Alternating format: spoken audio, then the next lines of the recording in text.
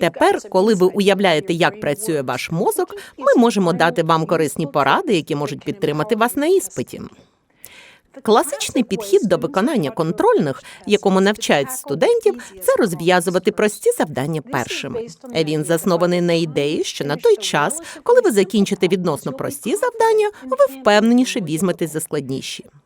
Цей підхід працює для деяких людей, переважно тому, що, будь-який підхід працює для деяких людей. На жаль, для багатьох він є контрпродуктивним.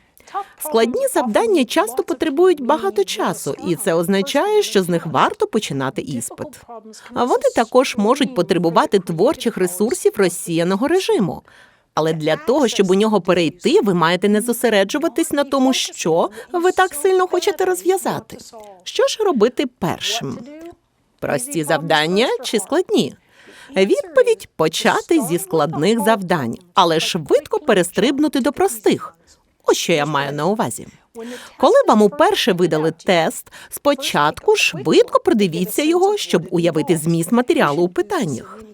Тепер, коли ви почали розв'язувати завдання, починайте з того, яке здається найскладнішим.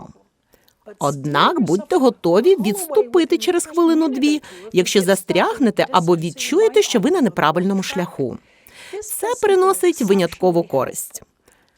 Те, що ви почали з важкого, дозволяє найскладнішому завданню завантажитись до свідомості, а потім відводить від нього увагу.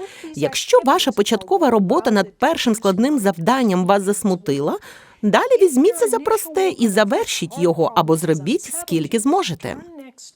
Потім перейдіть до наступного складного на вигляд завдання і спробуйте трохи просунутись вперед. А тепер знову перейдіть до чогось легкого, щойно ви відчуєте, що ви загрузли чи застрягли. Коли ви повертатиметесь до складніших завдань, вам сподобається, що наступний крок чи кроки у завданні будуть здаватись вам очевиднішими. Можливо, ви не зможете одразу дійти до кінця завдання, але принаймні ви зможете пройти далі перед тим, як перейдете до чогось іншого, в чому можете досягти прогресу. У певному сенсі з цим підходом до виконання тесту ви трохи схожі на гарного шеф-кухаря.